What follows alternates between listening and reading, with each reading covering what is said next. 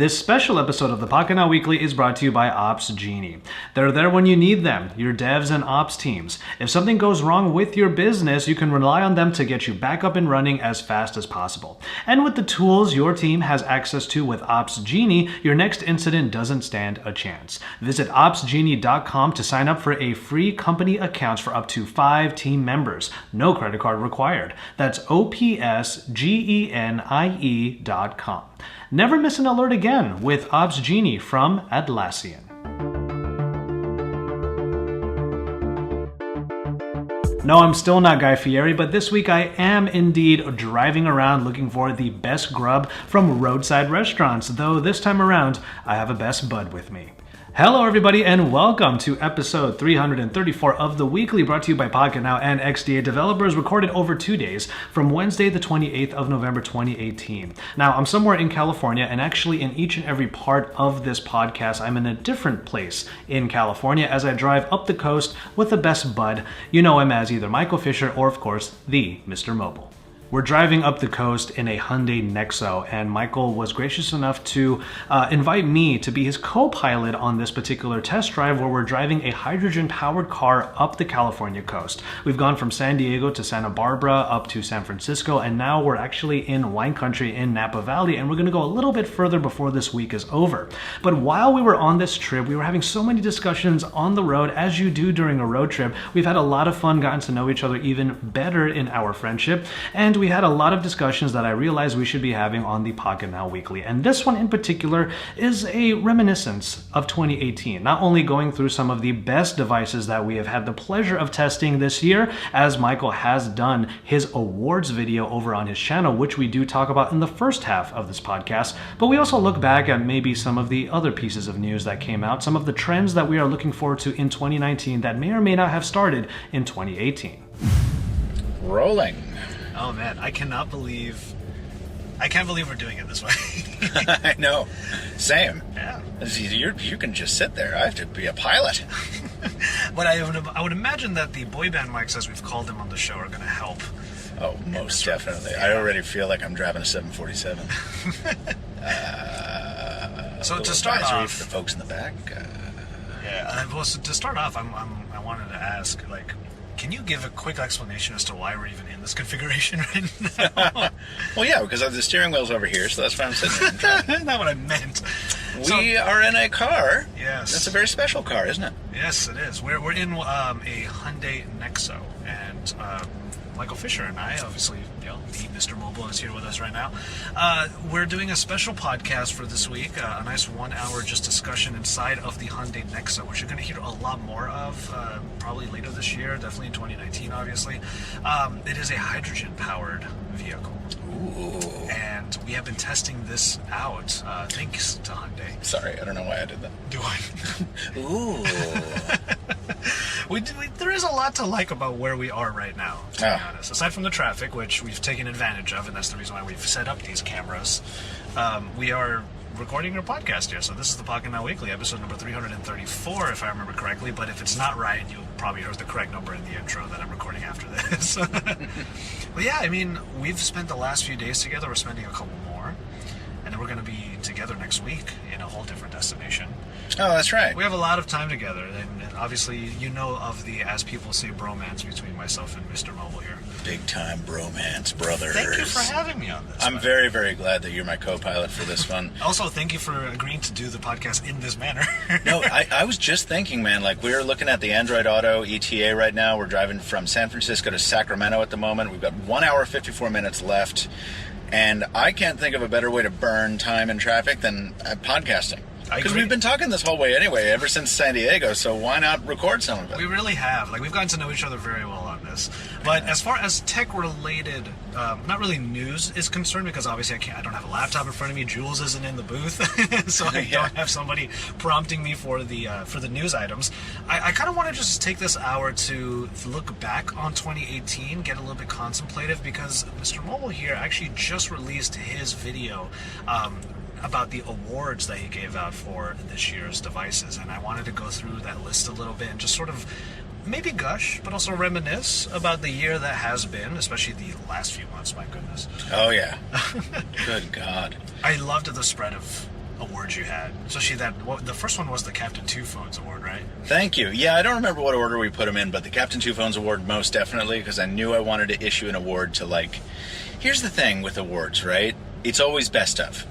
It's always best of. It's always the best, the top, the winner, the loser. It's like, I wanted to do one that was the weirdo award. Like, here's a phone that I really, frankly, have never recommended to normal people. But it's a phone that's so charming or weird or otherwise niche that it demands that, okay, I'm going to carry this, so I'm going to have to carry a second phone to make up for its shortcomings. Yeah, and that phone was the BlackBerry Key 2. Bam! And that's so cool because, as many of you know, the two of us in this car right now are generally advocates for that keyboard. Yeah, we're the last two, right? Yeah, we are the last in the tech blogger world. Indeed, yeah. I'll always remember that one picture we took at Google I/O a little while back, and we were all holding, at the time it was Key 1. Yeah. We were all so happy with it, and it was like, yeah, what you see in this photo is literally the amount of people who would just use this phone. We're selling like BlackBerry fans short. Of course, there are people who buy the Key 2. Absolutely, and yes. it's great for a lot of folks. But for people like us who rely on cameras in particular, you need a second phone. And for the various other things like a big screen if you want to, I don't watch Netflix on my Key 2, folks. Sorry to disappoint you. I have. I've done extensive YouTube viewing on there. Have you really? I've done some YouTube viewing on there. It takes a little while to get used to, I will admit. And you have that entire keyboard on the side that sometimes you wish you could use for certain functions, like skipping forward a few seconds or use the scrolling ability in order to do the seeking inside of the video. Yes. Obviously not the case, but that's fine. Like, I look past it. I think...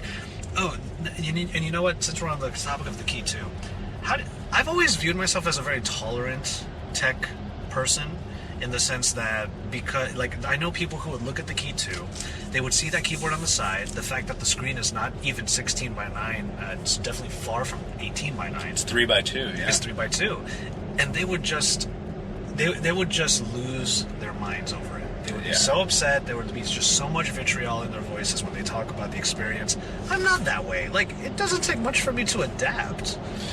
And you know what's crazy is, like, you will get feedback from all sides of the things of the question in the comments, right? Mm-hmm. It's like, it seems like every time that I get really enthusiastic about a device, there's always a segment of folks who are just like, well, you're being paid to say that, or you're just you just like everything or whatever. And then when I really slam a device, they're just like, you're too hard on this, you're too narrow, and you can't say. So it's impossible to please everybody, right? We've just got to exist in our own way, and that's why when I was putting these awards together, I was like, I don't have the review lab that some folks do. I don't really deal with. I don't do review scores. I can't do spreadsheets of averages.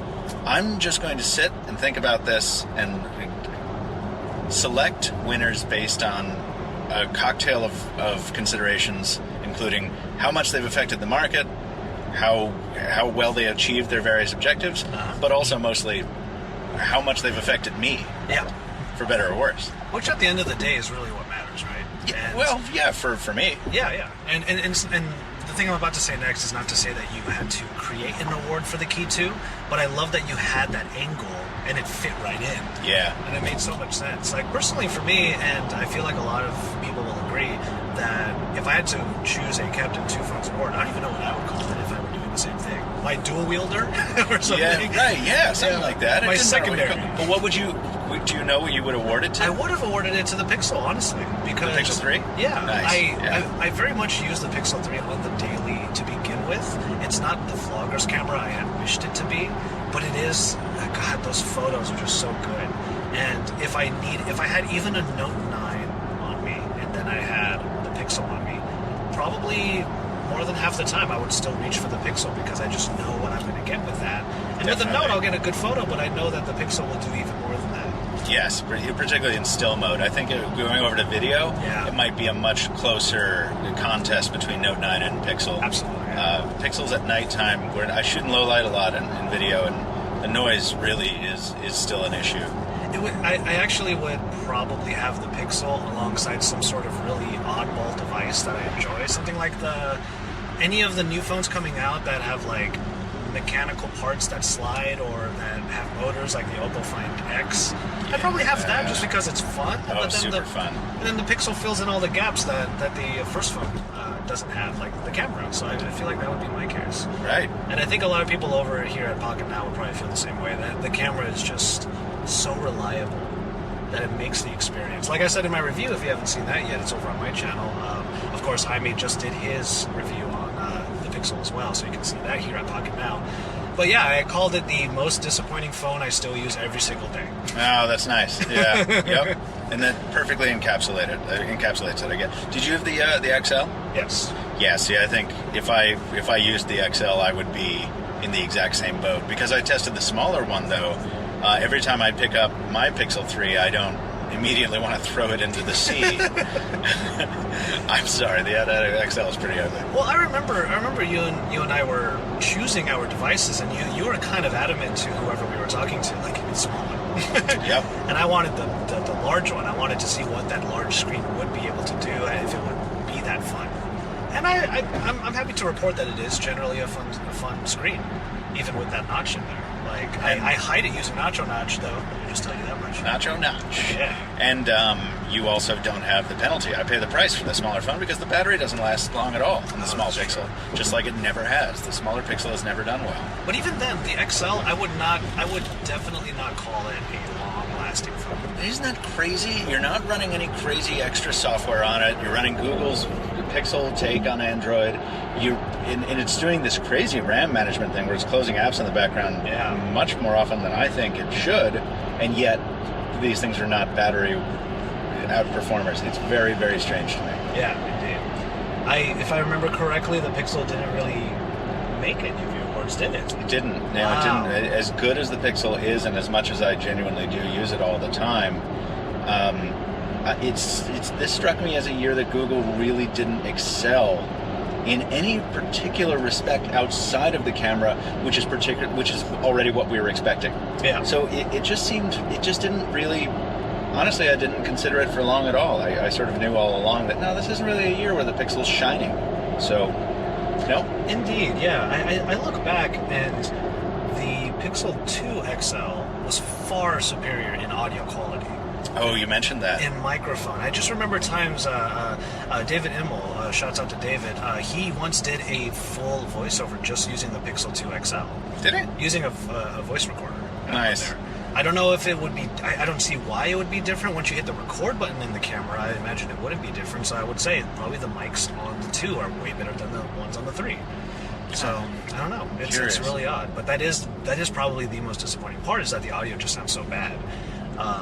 So I agree with you. It probably would not. It would get the dual wielder award in my case, but I don't think it would actually fit any of the other categories like the ones that you had. All right.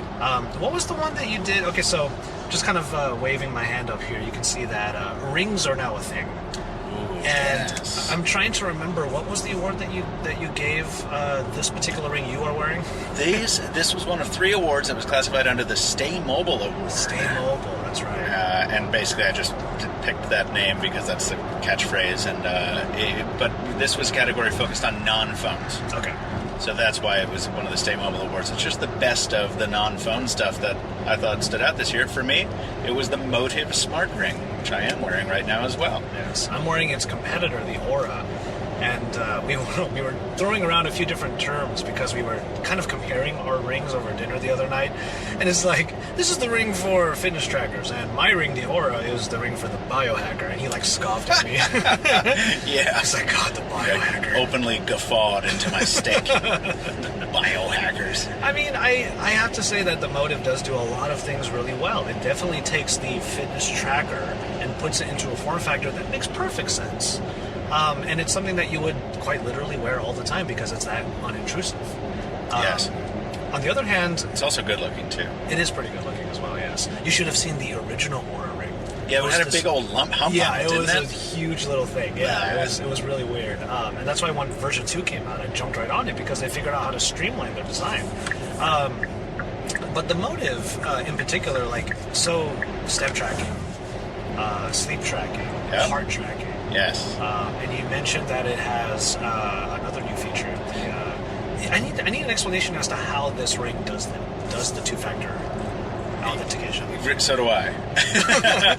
Have you not used it? No, I have, but it's like I looked at the technical stuff and I was trying to write it up, and that's when the middle of Techtober happened, and I just the review went right to the back of the shelf. I knew what my conclusion was going to be, but I don't actually have the video put together yet. So what effectively, if you're familiar with a YubiKey or Google's Titan security key, sure, this serves the same purpose, where if you're not familiar with that, basically you input your password, and then where you would normally get a two-factor authentication prompt being like, hey, let us text you your one-time code, don't use SMS for that. And if you don't know what I'm talking about with two-factor authentication at all, put two-factor authentication on everything, please, immediately. Yeah, security is... Oh, man. But instead of using that getting a texted code sent to you or emailed to you or through an authentication app, you can just have a physical key, and the Motive Ring can now serve as that physical key.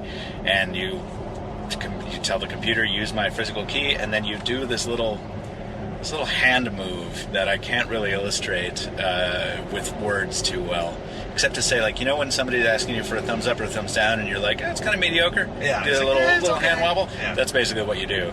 And onto where though? You just do it in open space. The accelerometer tells the ring that's what it's doing, and it authenticates through Bluetooth. Ah. Yeah. To your computer, whatever you're trying to log into, Chrome or... But it has to be Bluetooth connected to that device. Yeah, that's correct. Ah. And so does a YubiKey or a Titan key. The very first thing you do when you're authenticating it is putting it in pairing mode. It forms a Bluetooth connection. You do a one-time PIN. And here's the problem. It sounds really complicated. If I was listening to this, I would be like, I don't ever want to buy that. That sounds way too complicated. But once you get used to it, it's great, because no one who doesn't have that physical key can get into your stuff. Yeah, and security should be the easiest thing to market to people, but it's hard to explain. It's hard. And do you remember what BlackBerry said when we were pressing them for questions on the Key 2? Yeah. And they were like, yeah, well, here's the problem with security. If security is working right, you never hear about it. Yes. Because nothing's wrong. That's true. And it's impossible to sell that, really. So, I agree. Okay. Just to give a little bit of extra information as to the ring that I'm wearing, it is a fitness tracker, but its main claim to fame is using that information to sort of coach you. And the main metric that it does that the Motive does not, which is the reason why I picked it, is that it actually it tracks your heart rate variability. Now, I'm not going to get into the nitty-gritty of it, but it's not just that it tracks your heart rate, it also tracks the amount of time between the beats of your heart. And when it's varied and it's different with every beat, that actually means you're more relaxed, and that actually means you're quite healthy. Which blows my mind. Yeah. If your heartbeat, even if it's at 60 beats per minute, is the exact same amount of time in between every single beat, that means that your heart is working on something. That means your heart is actually working, I should say. It's not just relaxing. I can't. That's so crazy to me. As I said to you the other night, it was like, I would think that if you were super healthy, your heart would be the most consistent thing out there. Mm-hmm. But no. Because when you think about it, in relaxation, your breath is not labored. It's not very uniform between breaths. Mm-hmm. But when you need to do something, your breath is actually very uniform. Oh, that's true. But when you're just kind of chilling, you're just like breathing. You're just breathing. Yeah. When you're relaxing, your heart's just beating because it's just not doing anything else. So this tracks that, and based upon those metrics all together, it gives you like an assessment of your readiness of the day, and it allows you to see whether or not this particular day is a recovery day, or if you can push yourself a little bit harder in the gym or anything like that. And it's useful because I personally think that fitness trackers have a wealth of information. What you do with that information is the next step that most people don't understand yet. Yes. So that's the reason why I like this. The Stay Mobile Award, I don't know what I would give in that case, but if it were going to be something non-tech like, I don't know. I mean, even these GoPros that are right here looking at us are pretty awesome. We're shooting this with the GoPro Hero 7 if you're watching the video version. The sun is getting dark. It's getting darker, rather, like the sun's going away because of daylight savings. So hopefully the video looks fine right now. But yeah, the GoPros have been really great, and we've actually used it to get some awesome footage of just even driving this car, and we're pretty happy with it thus far. Let me see. I know. Yeah, I'm going to let you maneuver for a sec so that we... Thank you, friend. Yeah. Yeah, I had a little merging situation there. Yeah, that guy was coming in hot, It might not have been his fault. the disruptor. The disruptor. Yet again, the imagination of MrMobile here. When I heard that when I heard that term uttered in the video, I was like, yes. Oh my god. That's just the coolest name for an award. I am so grateful to hear you say that, because I found it to be the most derivative, like, tech buzzword bro nonsense stuff. Like, the only reason I TechCrunch might be coming for you. The only reason I called it the disruptor is because it was literally the most perfect award name. Yeah. Sure. We do go back to phones with this one, and anyone, I think I even said in the video, anyone who's ever followed phones for even the last year knows already what this is. Mm-hmm. And it's not because of all the branding, but really, the red hydrogen one really was remarkable. I'm sorry. As I cower, like I'm just like. No, yeah, the OnePlus 6T. Yeah, indeed.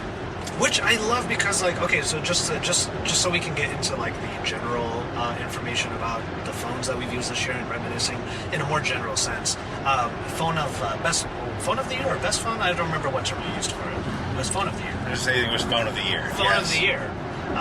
You can name it off. What was your video girl? It's very, very difficult to come to that conclusion, but I guess we'll talk to it. We'll talk to it a little bit later. The Huawei Mate 20 Pro is what I consider to be the phone of the year. And the reason I wanted to bring that up in this particular portion of the discussion is because I on a personal level, as JV, I have yet to finish all of the reviews of all of the phones. It's just been such a busy time, as you can see.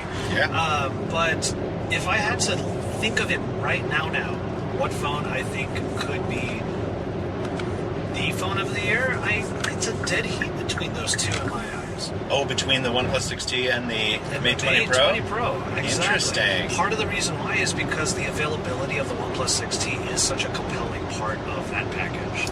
And we should probably reiterate right now that we're coming from an American perspective, True. as always, and the 6T hitting carrier shelves is the first OnePlus to be sold in a carrier store. That is huge for us. Literally available all over the U.S. now. And to be honest, pretty huge for OnePlus too, with their demand for the 6T up 86%, was it? Yeah, over the something 6? like that. Yeah. Really, and props to them. And also, it's just really great to see that a solid, maybe even more than solid phone is getting the exposure and the what's the term I'm looking for? Distribution that it deserves. And even then, you were saying it's now we do come from a more U.S.-centric perspective. But if you were to compare the OnePlus 6T and the Mate 20 Pro, the Mate 20 Pro is far more limited in how many places it's available than the OnePlus 6T. Definitely. So you have the U.S., you have Canada, you have Europe, you have India, Asia, South America. It's available not only through e-commerce channels easily, and it is available through e-commerce channels easily, is what I meant to say, which is actually not something that the Mate 20 Pro can really boost as well. Very true. But just to stick with the 6T for 1 second. Yeah. I want to say that, like, I think I've seen a little bit of pushback in the comments, and I want to say it's totally justified. I think everyone's sort of tired of OnePlus doing this thing every year that they do, where they're like, hey, we made a really great phone at a really affordable price, but we kind of bumped up the price like they do every single generation. And by the way, don't tell me that keeping that eliminating the lower storage option is not bumping up the price. Yes, this is the same as the last 128 gig OnePlus phone, but when you eliminate the 64 gig or whatever that tier was, you're de facto increasing the price. Yeah. Don't get taken in by that crap, guys. Secondly, OnePlus has also leaned on this branding for a long time. It's like, yeah, we're the alternative. We're the you don't have to pay this much for your phone. You should buy this one. And they've leaned on the community angle for a long time, where it's just like, you help us design the phones. And it's like, yeah, if that was true, you probably would have kept in the notification light and the headphone jack. There's a lot of things to complain about with the OnePlus if you're a OnePlus fan. True. But what struck me about the 6T was it's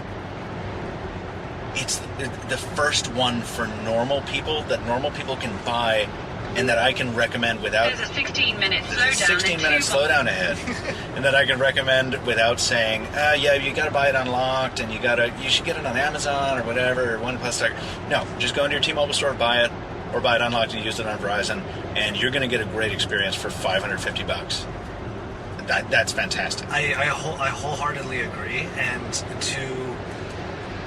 I don't know. I also have to give some credit where credit's due that despite some of the choices that OnePlus has made to remove certain features like the headphone jack, at least they're putting an effort to make sure that those holes are at least addressed by creating a great $20 pair of earphones in the USB-C bullets. By creating a great opportunity to make $19.10 in profit. I mean, that is the harsh reality of it. But I would be more upset about it if those were crappy earphones, and they just are not. For the record, are these the ones you talked to me on the other day? Yeah, the microphone is a little too sensitive, as Michael pointed out. Woo! Yeah, that's you could hear everyone around me plus me, and it was hard to hear me because of that. I could hear the person 20 feet away from you digesting their meal. They sound fantastic, though, and they're easily accessible. Even then, OnePlus also has the Bullets wireless, which themselves, if you are a Bluetooth person at all, those are really good earphones as well. They're low profile, they sound really great, and at least they're trying to address those things in certain ways. Yes, it would be best if they had the headphone jack and just kind of called it a day on that, but, at least there are alternatives that you can recommend too. I actually recommend the Bullets wireless to people. It is a good Bluetooth headset for what, $50, $60? Yeah, and on the flip side of the gauge, I'll call out another one of my Stay Mobile Award winners with the Sony WH-1000 XM3 or the Mark IIIs. They're $350. But I love that they're the best over-the-ear Bluetooth headphones I have ever used, and I love that you can buy those and a OnePlus 6T and still come away paying, I think, like a couple dollars less than you would like a Note 9 or an iPhone. Yeah. At their launch prices. Obviously, all the phone prices have come down for the holidays. So. And even then, neither the Note 9 nor the iPhone made it in your running. Yeah, that's true, but Note 9 was close, though. It was? Okay. Which makes sense to me. Note 9 is still a beast, and every time I use it, we've been using it on this trip a lot, because, folks, I don't know if you know, California, big state, not covered by every network. My only Verizon SIM is in the Note 9, so every time I pick it up to use it on this trip, I'm like, oh, God, I forgot how much I love this phone. Was that your unit provided by Samsung? Yeah. So, okay, good. You just confirmed something for me that I've been meaning to test, if a Verizon SIM would work in the Note 9. Absolutely. I have not done that. I just kept it in my Pixel. Most have, yeah. Okay, so with that, the Mate 20 Pro. Okay. Yeah, I'm still, it's a daunting task to review this, not only for Pocketnow, but also for myself, because, oh my God, there's so much to talk about with this. Yeah, I want to hear your take on the Mate 20 Pro first. I wish that I could... I say the same thing every time. I wish I could give you more info than is in my head right now, because I actually haven't used it properly as a daily, for long enough to formulate a full opinion. This is one of those phones that requires that amount of actual usage. And I'm not just talking about taking it out to like a food festival or a food truck festival and taking pictures with it and assessing it in that situation. You have to use it at night. You have to use it on a trip. You have to use it when you're out and about, because the camera is that versatile at this point. You have the wide angle, you have the night mode, you have good stabilization in the video. The video mode may not be the most robust interface, which we've learned over the last couple of days. And so you have to understand that this review, I think this year, is the hardest one, because with the OnePlus 6T, I can wholeheartedly recommend it to everybody. For the Razer Phone 2, which I'm reviewing right now, it's a great phone for what I call the unapologetic. The people who are like, I know exactly what I'm buying. I'm a Razer fan. I want the whole world to know it. So the unapologetic for that. The Pixel's for like IG boyfriends and photo takers. But the Mate 20 Pro, it fits in so many different categories in different ways. And I'm flabbergasted by how to succinctly say that in a review. Right. Well, from my perspective, the Mate 20 Pro is a hardware tour de force. Yes. And I mean, I really mean it when I say hardware, because when it comes to software, I think we could have a whole podcast episode this length just talking about the things I would change about the software. Yeah. But I was sitting there in that New York City briefing, getting the lowdown on the Mate 20 Pro a couple of weeks ahead of its launch, and I realized a little more than halfway through that briefing that I was going to have to reschedule with the entire rest of my year because we had the opportunity to go to London to spend 5 days with it shooting with the Mate 20 Pro in London, and I needed to take that. I had said no, and I needed to reconsider because between all the cameras that you mentioned, the facial unlock stuff that no one really has copied as well, and I do mean copied from the iPhone, with the possible exception of Oppo. Yeah. And the wireless charging and reverse wireless charging, which, by the way, is the best crowd pleaser. You bring that to Thanksgiving dinner, as I did, and you're like, my girlfriend's dad's phone was running low, and was like, oh, is that a Galaxy S9? Pass it over here. And I just put my Mate 20 Pro down on the table, put it on top, and I'm giving him a charge. And then 20 minutes later, he got 1%. Accurate. And I mean, and then you take it all the way into the industrial design, you know, man, and the fact that they've hidden the speaker in the USB port. Like, there's so many incredible moves that Huawei made in terms of hardware. That phone, it reminds me of what it's like to get excited about a phone again. True. Like, I'm excited about the OnePlus 60 in a very practical way. Yes. Like, it's like an easy Android phone to recommend, and it's probably the best Android experience you can get from a software perspective right now.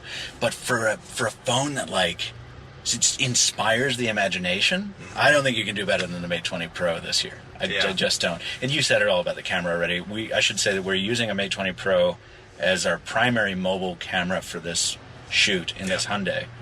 And up until today, I have not regretted that for a second. I got to diagnose a little problem. Yeah, there's something that he has to look a little bit further into to make sure that it hasn't been a what's the term I'm looking for here? It hasn't been a more widespread issue. Yeah, a little frame rate problem in shooting wide angle video. But, by the way, that's Napa and Sonoma? Yeah. I told you we were going to pass through this area. We're going to drive past the Windows XP hill on this trip, I think. Yeah, but unfortunately, it's not the best. No, we can't show you. Conditions, yeah. It's dark. Unfortunately, and I really hope the video is looking good right now. I'm sure it's not. Well, with that in mind, I actually had an idea. We're at the 29-minute mark. What if we were to cut it in half? That way, the rest of the video tomorrow we can do it during the day.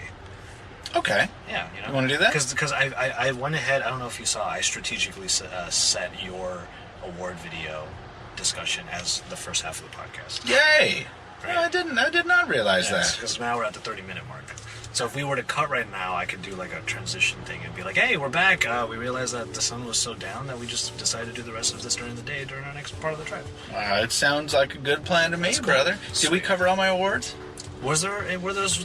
Did Disruptor? Stay Mobile. Yeah. Well, the other Nintendo Switch, but who cares? That's Stay Mobile, 3, and then there's Disruptor. There's Best of, and then there's Viewer's Choice.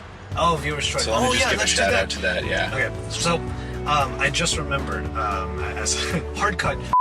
I just remembered that there was one more, and I think the reason why I forgot about it was because you were still getting your entries for it. Still am as we record this. So by the time this goes up, the Viewer's Choice Award will have been selected. That is the final MrMobile 2018 award, and it's chosen by viewers like you. So as I say, I think it's probably too late to vote by the time this airs, but should I give it... well, it won't be a spoiler. Well, why don't you put in what the top 3 were? I believe the trending top 3 were Galaxy Note 9, Okay. Huawei Mate 20 Pro, and I don't remember what the other one was. I really don't. I don't know what it was. I wouldn't be surprised if it was like the OnePlus. It's possible. Yeah. Yeah. It may have been iPhone XS Max. I'm not sure. But yeah. So I'm looking forward to seeing which one wins, and I'm very, very eager to have that conversation in the comments, because anytime you do an awards thing, as you know, everyone's got opinions, and that's what's pretty cool about it, because we all have different criteria for what best means, right? Oh yeah, for sure. So, best is such a it's weird. It's almost a nebulous, just useless term. Such an odd thing. Yeah. Okay, so with that in mind, since the sun has gone down quite quickly once we started recording this, something that we were halfway expecting, we're going to go ahead and just sort of do a bit of a transition from here. We'll see you once we have more sun in our next segment. Sounds like a plan. The Pocketnow Weekly comes to you with the help of Caseta by Lutron. Today I want to talk to you about Caseta by Lutron Smart Lighting Control, brought to you by Lutron, pioneers in smart home technology. With Caseta, you can schedule your lights to come on at dusk so your family always comes back to a well-lit home. And it does so just by you saying so, with the help of Google Assistant, Amazon Alexa, the Apple HomePod, or whatever smart speaker you might use. In fact, you can connect Caseta to smart thermostats from Nest, as well as smart cameras, smart locks, and a whole bunch more. For example, our producer extraordinaire Jules has set up his lights so that he can call for mood lighting whenever he watches all of the movies he doesn't have time to watch. Which leaves me wondering what moods he actually has, but, well, whatever. In any case, get smart lighting and get it the smart way with Caseta by Lutron. Just search for Caseta or check out lutron.com to learn more. Caseta by Lutron. Welcome home to peace of mind. Welcome back to the PBS Telethon. We have switched seats this time. It's the day after that original first half of the podcast. So, after coming back from our break yesterday, or rather in the previous segment, we were talking about his awards, the best products of 2018, as it were. But I kind of just want to talk for a little bit, very casually, about 2018 in general. Like, I feel like this year has been, if things have been ramping up to better, to more and more device releases and like more higher frequencies, right? I feel like this year was like the craziest in recent memory. It's crazy because I think we said that about 17 as well. Oh, really? Yeah, well, at least I did. I was like, oh my god, I can't believe smartphones are back, baby. It's not boring anymore. And then, this year, just October, absolutely crushed it. Yeah. Not necessarily in terms of quality, though that may be true, but just the quantity of stuff. Suddenly, you had phones everywhere. Didn't Isa post something on Instagram about... Yes, she did, yeah. Every tech reviewer. She had a little pose where it looked like she was being a little bashful, and she was like, oh my god, I just wish... And then if you look at it and you see someone wrote, I just wish smartphones would stop. Yeah. And that is really how we felt, but I'm glad that it only really came up in mainly October.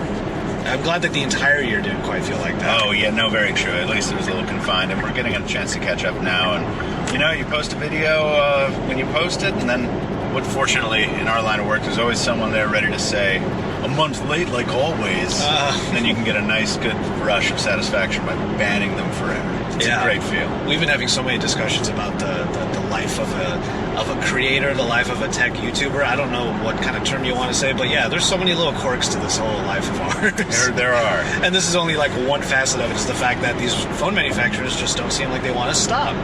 There's so many phones that came out this year that even in the first half of the year, I feel like some people may have kind of forgotten, and I think that's a bit of a travesty. I mean, the Galaxy S9, for example, the LG G7, even HTC phones from earlier in the year that were exciting when they were first being announced. The Note 9? The Note 9, yeah, indeed. The Note 9 itself, and that's even a more recent release that is already feeling overshadowed by other phones just after it. Definitely, and that's the pace of this industry. It's crazy. Mm-hmm. So which ones do you have particular ones that you're like sad aren't getting the FaceTime anymore? Pretty much any LG device. Yeah, LG has been a real sleepy time this year. Yeah, I mean, there are some incredibly sound things that are being done with their phones, like the boombox. Yeah, sorry, I don't mean to say that like the products are snooze fests. I just mean like it seems like every time LG has released something, it's immediately been either superseded by something more splash-worthy or buzzworthy, or it didn't really take hold in a way. Like G7. Yeah. You didn't have, as I recall, there was maybe one carrier partnership with that, right? In the States? And it's probably just AT&T, right? It's usually Sprint. Oh, is it Sprint? Okay. I can't remember. And then, so that was kind of a real stall in the U.S. Citation needed, don't quote me on that one, but as I recall, the carrier deals were not as intense on that one. And then V40 rolls around, and V40 is like, we're on every carrier, and we're all like, hooray! And then I think something like 12 hours later, the P20 Pro drops, and just sort of sucks all the air out of the room. A little bit, yeah. Yeah, so poor LG this year. It's hard to, I can appreciate the fact that it's hard for these companies to know when things are dropping.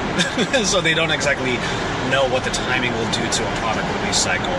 And it must be tough. I feel for them. I don't know if they don't know as much as like they have a release window and they have to strategically, make the most of it.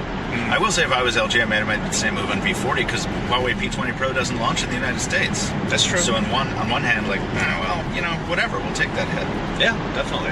And I don't mean to say that LG has been a disappointment by any stretch of the imagination. There's certainly things that could have been done to not only get the phone in front of more eyeballs, but also in terms of some of the features, because obviously so many phones have come out that we're starting to see features actually proliferate in even more phones. Like the wide angle is now a thing in more than just LG phones, for example. Yeah. So it's about that. Yeah, exactly. And you've been using it, actually, the Mate 20 Pro. I've been using the Mate 20 Pro on this trip almost exclusively. I've just switched to the Note 9 for today. Probably bust out that V40 for some of the interior shots tomorrow, just so we can evaluate its wide angle versus P20 Pro a little bit more now that some updates have landed. Oh, the Mate 20 Pro, I mean. Sorry, Mate 20 Pro. Yeah, names. It's a little hard for me to... so some tangent. It's a little hard for me to do the turning my head to see the other lane because of the mic. But Maybe it's nice. You should use it in the cluster. I was about to say it's nice as we're doing this road trip. Just another little tangent, a little bit of a context awareness here. We're on our way to yet another landmark, but it's not going to be Tahoe. The reasons why you can see in either of our videos. That's correct. About this particular vehicle we're in right now, and I'm in the driver's seat. I'm chilling out right now. This is nice. Yeah, this is nice. I don't have to do anything. So, is it fair for me to say I want to ask you what has disappointed you this year? That is fair for you to Can we? say. I would I'm have liked you to warn me before we went on air so I could think about it. I know. And at the same time, I'm thinking to myself, like, just how far do we want to go with this particular? I don't want to disparage anybody. We just want to be empirical. We want to be objective about. No, I'm not worried about that. I'm just worried about being able to remember anything. Generally, a disappointing product will come and go, and then you just kind of forget about it because there's no time. You have to go think about the next thing people care about. Mm-hmm. I will say the first thing that jumps to mind for me is, and I'm sorry, I don't know if you want to keep this to phones, but I'll just throw it out there because it still relates to a degree. It's the Surface Laptop 2 from Microsoft. Everyone was telling me that I remember when it was announced. I should preface that. When it was announced, people were so excited for it. Yes, and myself included. Okay. Because the Surface Laptop first gen was such a comfortable machine. It's a pretty machine as well. It came in that lovely blue. You could type on that Alcantara and have that nice fabric beneath your palms. The Surface Laptop 2 is basically the same exact machine with some spec bumps on the inside.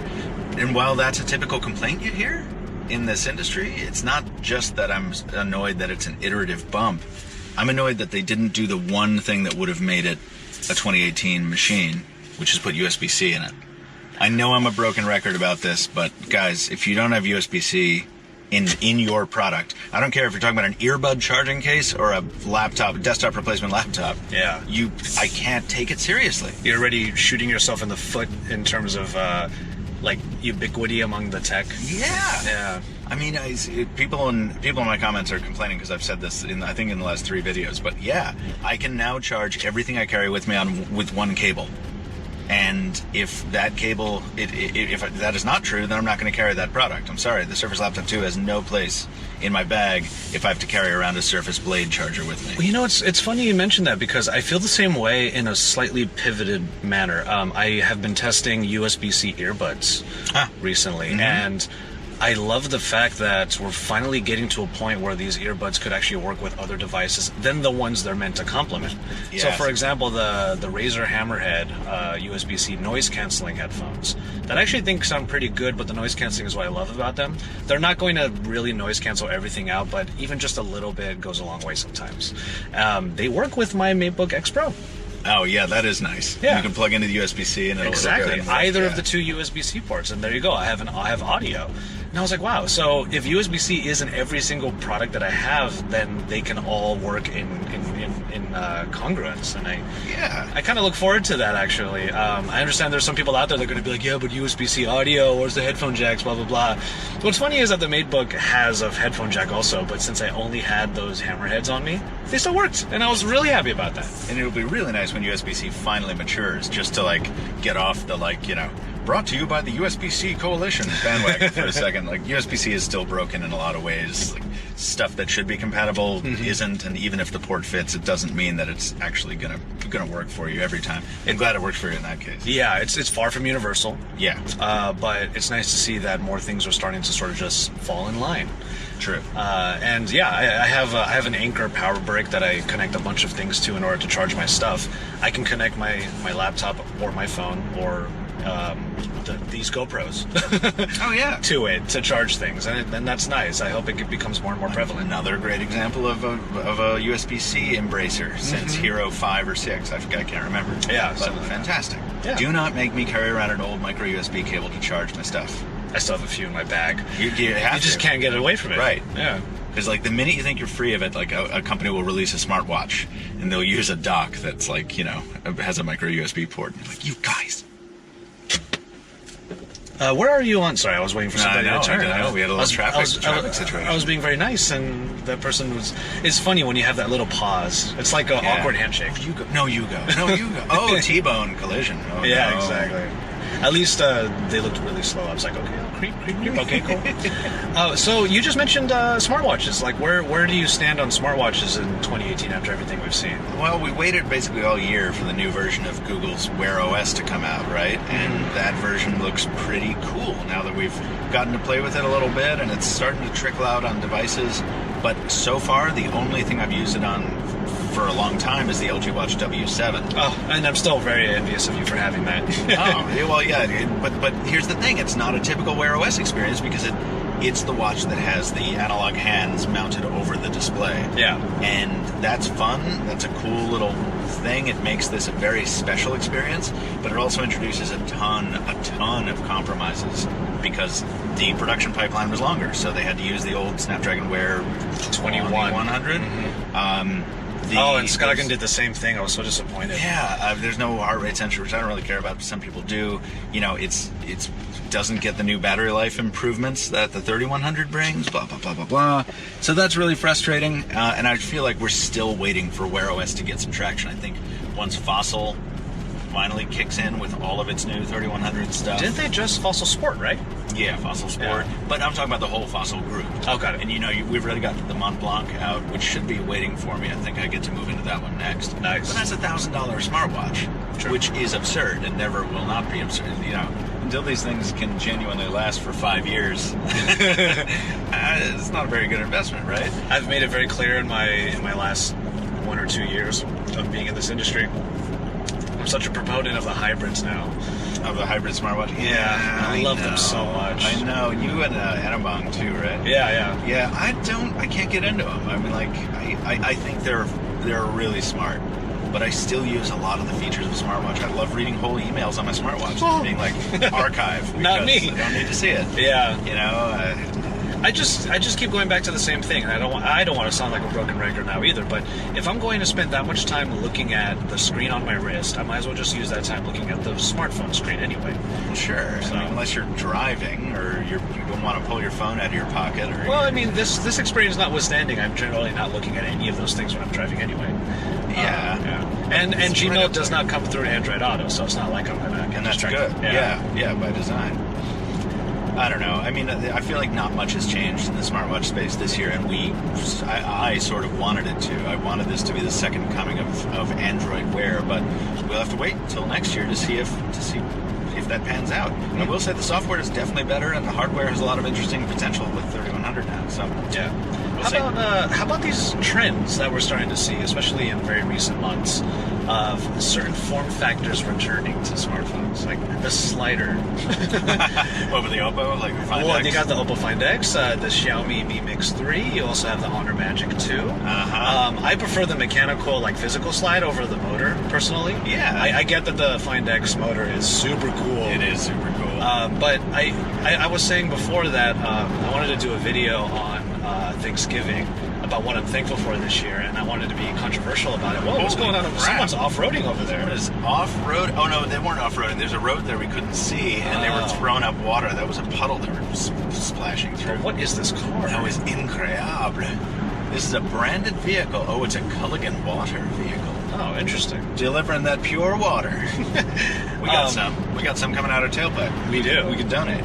Yeah, and we were told not to drink it though. Yeah, no, don't drink the hydrogen water. I wanted to do a video on Thanksgiving about what I'm thankful for in tech in 2018. Yeah. And I also wanted to be a little bit controversial and say I'm actually thankful for the notch. Not because I actually... Thankful for the notch. You're just being a contrarian. Hear me out, though. Hear me out. It's not because I actually like the notch. It's because I love that it made companies get imaginative. Most definitely. Get unique. Get creative with their solutions, so that they didn't have to resort to notches. True facts. And I think the Find 10 was the first one to really hit Find X.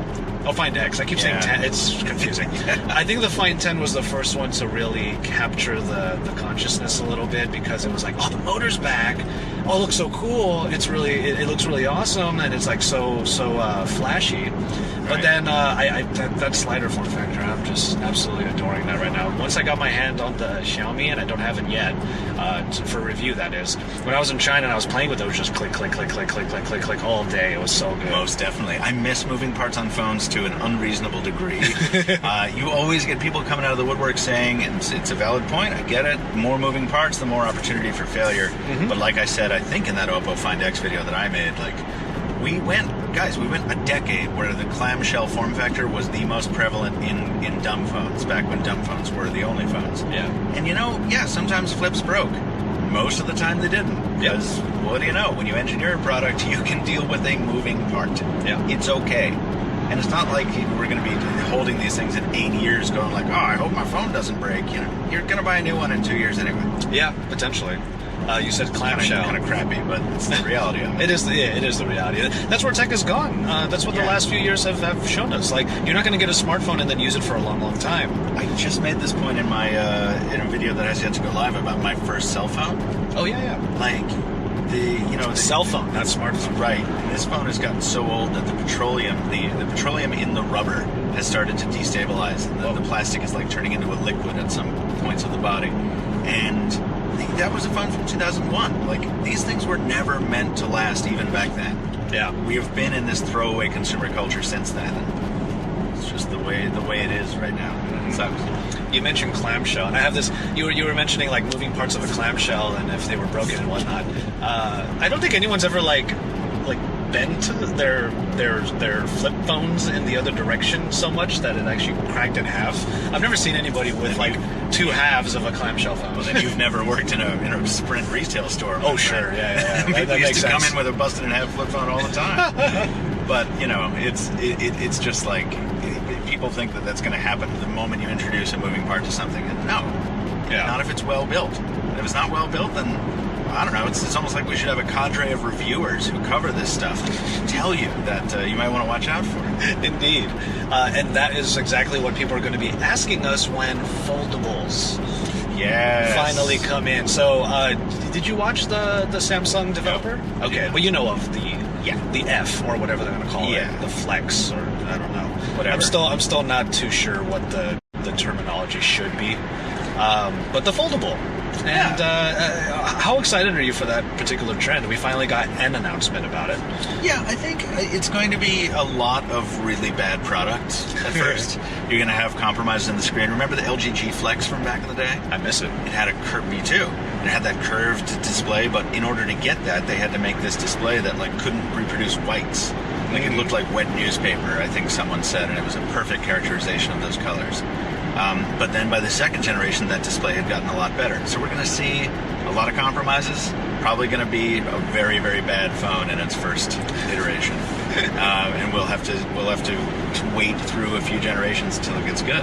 What's your take on Google saying that they will support this new form factor wholeheartedly with Android? Like, what are the use case scenarios other than you got a tablet now?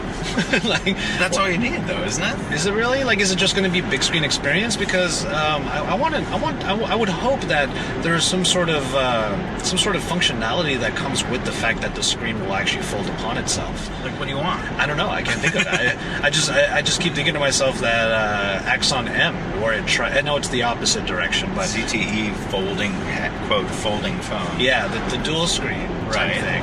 But if you have two full-size smartphone screens that together can be used as a much bigger apparatus, can can you cut the middle and use a dual screen experience? Like, can that be can multi-window finally become exactly what it's meant to be?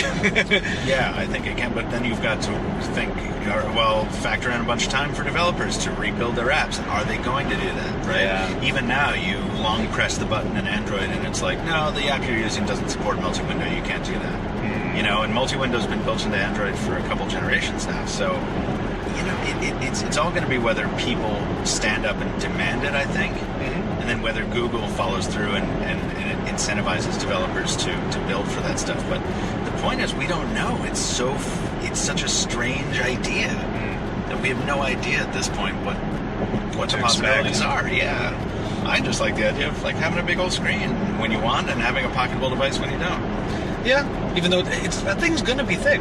I know. It's going to be thick. And it's one of the things that's going to suck about it at first. Yeah. But we've always said that, you know, for features or bigger batteries, we wouldn't mind a thicker device. This is like kind of going all in on that idea. Yeah, we will test that with this category of devices. But I think a lot of, you know, the consumer stuff that's worth buying is a long ways off there. Yeah. I haven't even used convertible laptops or convertible tech a whole lot. I remember the last thing I was super jazzed about was the Asus Transformers, where you can put the phone into a dock that made it become a tablet. Oh, that was the pad phone? Pad phone? Yeah. Pad phone. It was, my apologies. It is pad phone. But yeah, and you're using the Pixel Slate right now that can be technically converted into like a laptop experience because of a keyboard that you can attach to it. Yeah. I don't know. I'm still conventional in the sense that I use a general laptop. I haven't used any convertibles, so that this might actually be a new frontier for me. That a phone can become a tablet in one go. Yeah. No, what's weird is I'm with you on that. Like, you know, I find Microsoft's Surface line, like the regular Surface, you know, the tablet with the optional keyboard, to be fascinating and futuristic and awesome, but also totally not compatible with my use case. I'm literally doing laptop work so often that for me, a Surface laptop is a much better fit, or a Surface Book, something that... So I feel you completely on that. So while I advocate for these bigger form factors, sometimes, man, there's something to be said for proven design. Yeah, you just can't... Yeah, sometimes the tried and true should always be around, even if the new stuff is encroaching on it. Yeah. I mean, iPad Pro, great example. It's just not... I love all the people who are saying it's the best iPad ever made, but it's still iOS. Like, it's not going to replace my laptop anytime soon. Yeah, although, you know, I am starting to see now with this generation glimmers of that possible future. Watching Jonathan Morrison edit a full video on an iPad Pro on YouTube was quite an experience. I actually can't believe that. I actually didn't watch that. What did he use? Was it Rush? No, it wasn't Rush. It was another program that I can't... Cyber Director? Comments, help us out. Whatever it was, it was something to watch. A video edited on an iPad with no fans, in 4K, with an Apple Pencil instead of a mouse. Oh, wow. And I mean, that's a dream. Yeah. So I don't have to carry around a big MacBook Pro, you know? Yeah, that is true. Or like I was saying, I think either it was last week or the week before, bring the iPad Pro and a Mac Mini and use that new product that someone used to make the iPad a monitor. Yeah, to make it a monitor. That's a fairly portable set. Yeah, you got to plug in, but it's a fairly portable set. Yeah, but it's a stopgap, right? Yeah, exactly. That's an exciting possible future. So for these last number of minutes for this potentially 1 hour show, this is we're about there. What are you looking forward to in 2019 then? Because I know we're going to see each other next week in Hawaii. There's still the entire month of December to like look back on 2018 for, but I figure this is a perfect way for us to do it in this car, you know, for the long haul that we have. So why not look a little bit more in the future? What's 2019 got for you that you think you're going to enjoy? Sure, and I have to just go on the fly real quick because I haven't thought about this question long enough for a better answer, but I will say this. The Lenovo Yoga C930. By the way, Lenovo, maybe think about the brand names a little bit. It's like Sony. It's a WH-1000XM3. Exactly. Killer. Yeah, I'm drooling already. Didn't I call them, when I first got the Mark IIs, I called them the cancel cans? Oh, that's nice. Yeah, I remember that. I'll take a tacky name like that over like a jumble of numbers and letters. Well, even then, like Lenovo, not that we're on this topic, you know, if it's a yoga Right. Why not name it some sort of pose? The yoga. Oh, no, get out. You've crossed the line. The now, yoga. see? The yoga asana. Call it the YOLO. Call it the YOLO Federal Credit Union. That sounds good. Oh my goodness, there's actually a There's YOLO. actually a YOLO Federal Credit Union. That's pretty cool. Hey, so what I'm saying is the C930 right here. is a The roundabout. Sorry. Oh, that's all right. Is a laptop that, and the reason I bring it up is because what I'm looking forward to in 2019 is more devices that rethink what their role is.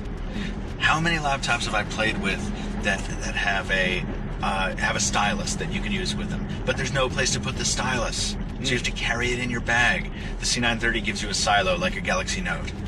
How many laptops have I had to put a sticker over the front-facing camera on because I'm either paranoid or prudent, depending on your point of view? Oh man, that's a whole podcast right there. It is. Well, the C930 puts a cover right in there. It's built into the friggin' laptop, and it's not thick. It's not dumb. It puts a massive soundbar in the hinge.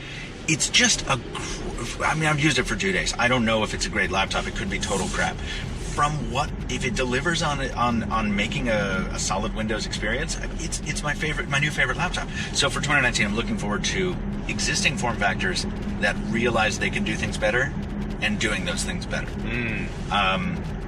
And also new little categories coming back, like that little GoPro. What's it? Not GoPro. Oh, the people don't invite me to their events, and I don't like the Osmo Pocket.